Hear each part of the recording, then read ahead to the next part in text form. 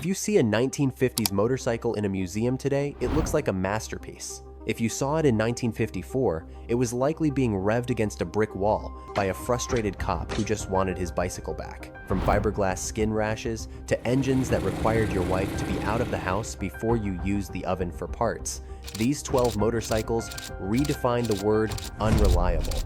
Here are the machines that gave 1950s mechanics job security for life. First on the list, the Warrior.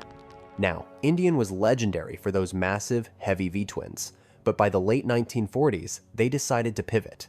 They came up with the Torque line, a modular design project that started in 1943. The idea was simple: one 220cc cylinder module for the single-cylinder Arrow, and 2 of those modules for the Scout and Warrior twins. It sounds clever on paper, right? Well, they hired a marine engineer named Briggs Weaver to design it. Big mistake. Briggs was used to slow-revving boat engines, not high-strung motorcycles.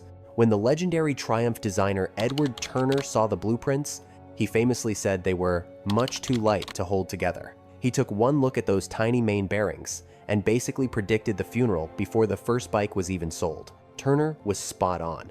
When riders actually tried to use these things, the main bearings disintegrated, rocker arms snapped, and gearboxes literally shattered into pieces. But the real chef's kiss of failure happened at the 1948 Laconia 100-mile race. Indian entered over 50 of these vertical twins. 12 of them were factory prepped, and not a single one reached the finish line. Imagine being the PR guy that day. Dealers were absolutely buried under warranty claims from riders who were used to the bulletproof Chief and now felt like they'd bought tinny junk. Indian even tried to sell a bolt-on ski attachment for the Warrior to save winter sales, because nothing says "I've given up" like trying to turn a bike that won't run into a glorified sled. By 1953, the company was toast. If you want to see one today, head to the Barber Museum, but maybe don't stand too close in case a bearing spontaneously gives up. Next, we're heading to Japan in 1954 for the Honda Juno K.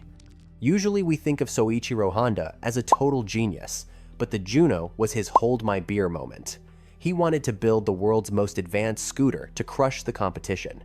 He gave it the first electric self-starter on a two-wheeler, a massive all-weather windscreen, and even integrated turn signals. He even hired Shigeru Komatsuzaki, the guy who illustrated Godzilla, to design the bodywork. The big innovation here was fiber-reinforced plastic, or FRP. Inspired by the Corvette, Honda thought it would save a ton of weight. Spoilers, it didn't. The panels came out thick and heavy, ballooning the bike's weight to 430 pounds. To move that much mass, they used a tiny engine producing only about 8 horsepower. It had the power-to-weight ratio of a damp brick. And the problems didn't stop at the scale. Because the engine was completely smothered by those plastic panels, it couldn't breathe. It suffered from chronic overheating and would regularly seize up in traffic. Even building the thing was a nightmare. The factory workers were constantly getting glass fibers stuck in their skin from polishing the FRP. Plus, scooter riders absolutely hated the manual handlebar clutch. They just wanted a simple twist and go. Honda only sold 5,856 units before pulling the plug. Their vice president later called it a splendid failure because it taught them that riders wanted simple, reliable transport, not an over-engineered plastic spaceship that gave the mechanics a rash. You can find one today in the Honda Collection Hall, assuming it didn't melt into a puddle of polyester resin on its way there. At number 3 is the Sunbeam 7. This was marketed as the gentleman's motorcycle in 1946.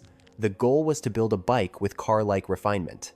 It had a sleek inline 500cc twin, shaft drive, and those iconic balloon tires. It looked absolutely stunning. But there was a catch. The designer was a bus engineer, and he created a machine that tried to vibrate its way back into the earth. Since both pistons moved up and down at the same time, the low-frequency shaking was unusable. It didn't just buzz, it felt like holding onto a jackhammer. The ultimate fail happened in 1947 during King George VI's Royal Tour of South Africa. The factory sent a fleet of 7s for the police escorts, but the bobbies hated them so much they sent the whole lot back. They said the vibration made them unrideable. BSA's frantic fix was to rubber mount the engine with these buffers called snubbers. This protected the rider's hands, but the engine would just dance violently inside the frame while you were sitting at a red light. And don't get me started on the drive system. To save cash, they used worm gears from the Daimler car factory. Those gears were so weak, they'd strip if you actually used the power, so they just detuned the engine to a measly 24 horsepower. In a decade where hitting 100 was the dream, the 7 was gasping for air at 75. It was basically a high-end vibrator on wheels that couldn't outrun a determined bicycle. If you spot one at an auction today, just enjoy the styling and pray nobody tries to start it. Let's move on to the Velocette LE, or the Little Engine. Launched in 1948, it was billed as the motorcycle for every man. It was a total clean sheet design with a liquid-cooled flat twin and shaft drive. It was so remarkably quiet that it was nicknamed Whispering Death, because bobbies could glide up behind criminals before they even knew what hit them. But that silence came with a huge, oily headache. The bike suffered from what mechanics called the condensation crisis. Since it was meant for short city trips, that water-cooled engine almost never reached full operating temperature. Moisture would build up inside and turn the oil into a thick, milky sludge that absolutely shredded the main bearings. It got so bad that in 1953, the factory had to rush out an emergency fix, swapping in plain bearings, just to keep the bikes from launching themselves. It eventually became known as the naughty bike, thanks to a police rule. Officers had to acknowledge their superiors, but they weren't allowed to take their hands off the bars to salute, so they just had to give a little nod. The machine was so uncool that Canadian police lore claims some officers would intentionally rev the engines against brick walls until they blew up, just to avoid being seen on them. At 126 pounds, it cost nearly double what a BSA Bantam did, and every man decided he'd rather walk. It was a technically brilliant failure that tried to be a car and ended up as a toy. You can still find them today, usually in the back of a shed, where they've been hiding from the rain for 70 years. And then we have the Aerial Leader from 1958. This was the bike that actually beat the Triumph Bonneville to win Machine of the Year in 1959. Can you imagine that? It looked like a scooter that had swallowed a spaceship. Chief designer Val Page used 20-gauge pressed steel to hide all the greasy bits so gentlemen could ride to work in a business suit without getting a single smudge on their trousers. It was a beautiful dream of two-wheeled luxury, but the reality was a bit more, well, damp. Owners quickly figured out that while the bike looked like a car, they still needed a full set of rubber waterproofs if it so much as drizzled. Technically, it was a bit of a mixed bag too. That fully enclosed bodywork was great for style, but terrible for cooling. It trapped heat so effectively it would cause vapor lock, meaning if you stopped for a coffee, the fuel in the pipes would turn to gas, and the bike wouldn't start again until you had waited for the whole thing to cool down. Then there was the crankshaft center seal. Those things had the life expectancy of a fruit fly, usually giving up after 30,000 miles and letting the cylinders talk to each other. Even the front end was a gamble. It used a single bicycle-style fork stem hidden inside the bodywork that had a nasty habit of snapping. The legendary Sammy Miller actually had to progressively thicken the tube during development to stop the front wheel from wandering off on its own. It was nicknamed Whispering Death because it was so quiet you could glide up on pedestrians, but usually it was the rider left stranded on a quiet road waiting for a tow. Number 6. Triumph Tiger Cub. If you want to talk about a bike that looks like a puppy but bites like a wolf, this one is it. Introduced in 1954, this 199cc single was supposed to be the perfect entry-level machine for the youth market. It was cute, it was light, and it was affordable. But for many young riders, it was also a one-way ticket to a broken shin. The Cub was famous for what owners called spiteful, retaliatory kickbacks. If you did not perform the exact starting ritual with that finicky Zenith carburetor, the kickstart would snap back with enough force to leave you limping for a week. Mechanically, the Cub was a total liability. It used a plain-bearing big end that would literally disintegrate if you revved it before the oil was fully warm. Since teenagers are not exactly known for their patience, a lot of these engines met a very loud and very expensive end. Even the frame was built on a budget. It used the petrol tank as a stressed member to keep the headstock from wobbling. If you were foolish enough to swap the tank for a custom one, the frame was liable to just fracture and fold up. But the best part of the Cub lore is the quality control, or lack of it, at the Meriden factory. One mechanic from the era reported getting brand new bikes that simply would not fire up. When they finally tore the engines down to see what was wrong, they discovered the factory had just flat out forgotten to put the pistons in.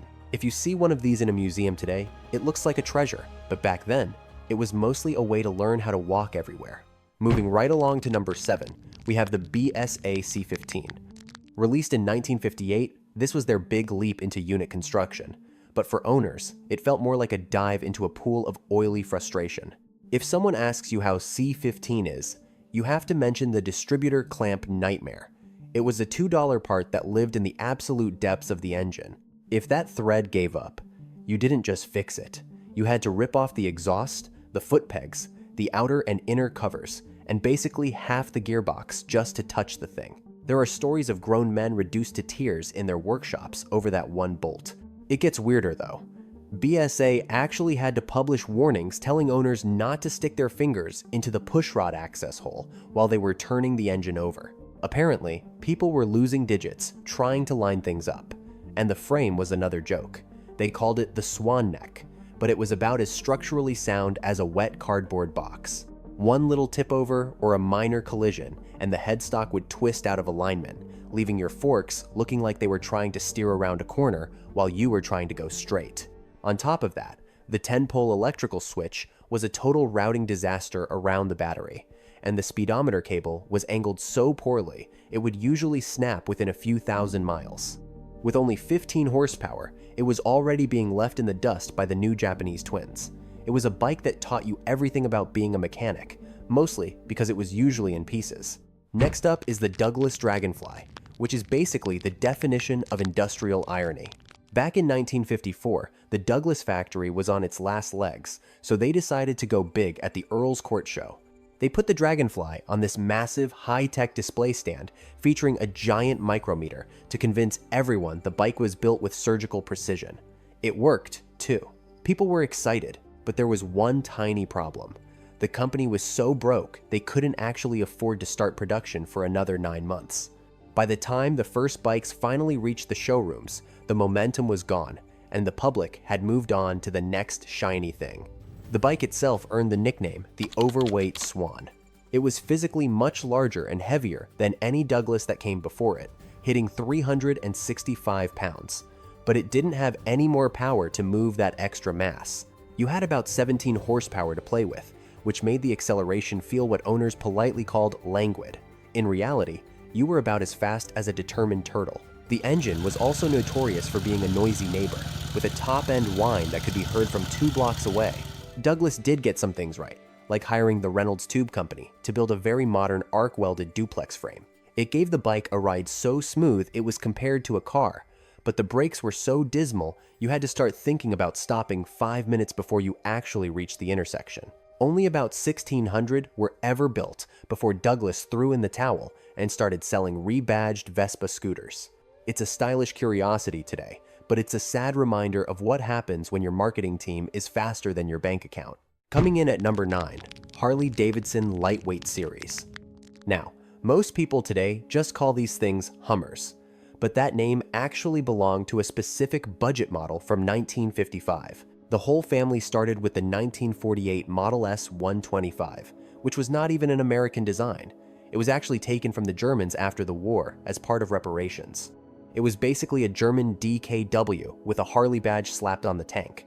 If you look at the front of an early one, you will see the absolute weirdest suspension in the history of the motor company. Those are girder forks, and instead of steel springs, they are held up by 5 massive rubber bands. It's not made up.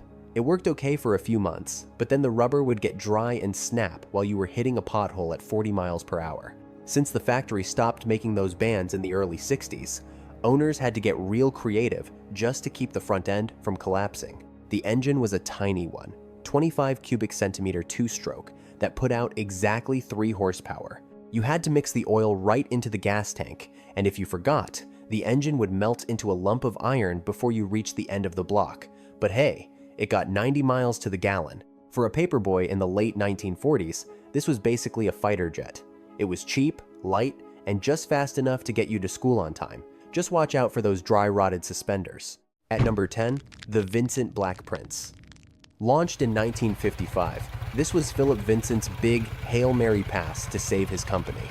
He called it a 2-wheeled Bentley. The idea was to take the legendary 55 horsepower V-twin and wrap it in futuristic fiberglass bodywork. This was designed for the gentleman rider who wanted to commute to work in a suit without getting road grime on his trousers. But the execution was a total mess. The fiberglass supplier was a nightmare, leading to massive production delays and panels that were often poorly finished. It got so bad the factory started selling Series D bikes without the bodywork just to keep the lights on. Ironically, the aerodynamic cladding actually made the bike slower, knocking about 10 miles per hour off the top speed. Plus, the enclosure trapped all that engine heat and reflected every mechanical rattle and clunk right back at the rider. It sounded like a bag of bolts being shaken in a plastic bin. Vincent even tried to make life easier by adding a massive center stand lever you could operate right from the saddle. It was innovative, sure, but way too expensive. The company lost money on every single machine they produced. By December of 1955, just before Christmas, the factory shuttered for good. Only about 200 of these enclosed units ever made it out the door. It was a beautiful, expensive swan song for one of Britain's most iconic brands. Today, they are worth a fortune, but in the 50s, they were just a fast way to go broke. Number 11. The Norton Jubilee 250. Go gay with the Norton Jubilee. That was the actual marketing slogan in 1958. In the late 50s, that just meant have a blast. But if you actually owned one, you were probably having a nervous breakdown instead. This was Norton's big 60-year anniversary present to the world, and it was their first real go at a unit construction engine. It was a proper little screamer too. Because the design was so over square, you had to wind the poor thing out to nearly 8 to 1,000 RPM just to find any of its 16 horsepower. You would be redlining the life out of it just to keep up with a determined city bus. The real mechanical villain here was the crankshaft. It had a massive center flywheel that was about 7 inches wide, but incredibly thin. Early ones were made of cast iron, and they were famous for either snapping in half or spraying oil like a broken lawn sprinkler. Ownership of a Jubilee basically required a very patient spouse and a lot of stealth. Since the engine was unit construction, you could not just tinker with parts of it easily. You had to time your major repairs for exactly when your wife left the house, so you could sneak the oily engine cases into the kitchen oven to heat them up for a teardown.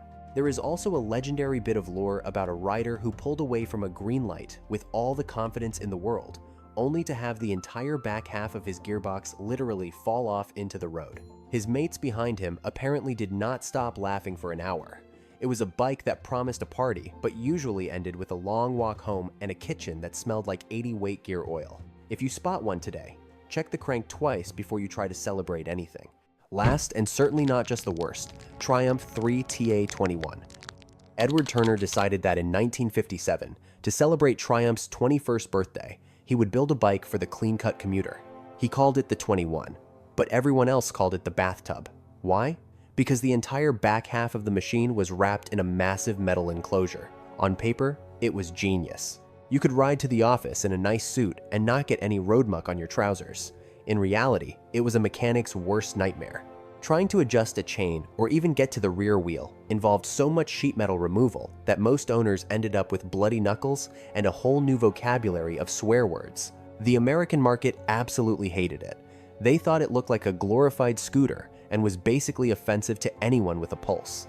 In California, dealers would actually rip the bathtub panels off the moment the bikes were rolled off the truck just so they could sell them as naked motorcycles. Mechanically, the bike was famous for what owners politely called the Triumph Rustle. It was not a smooth purr. It was a loud symphony of valve chatter and clattering metal that made you think the engine was about to explode at any second. It did have some cool styling cues, like the iconic toast rack parcel grid on the tank and that very pretty shell blue sheen paint. But despite being the ultimate commuter dream, it became the most binned bike in history. Original models are super rare today because most riders threw that bodywork into a literal ditch the first time they had to change a spark plug. It was a brave attempt at futuristic style that ended up being the punchline of the 1950s. So there you have it, 12 reasons why the 1950s were a lot messier than those old black and white movies let on. It was a decade of brilliant ideas that unfortunately were executed with the mechanical precision of a blunt axe. Just remember that next time you are complaining about a slightly stiff clutch on your modern bike, at least your gearbox is not currently lying in the middle of a four-way intersection. If you enjoyed this trip down a very oily memory lane, Make sure you hit that like button and share this with your riding buddies who think their modern bike is a handful. Keep your shins safe and your oil where it belongs, and I will see you on the next one.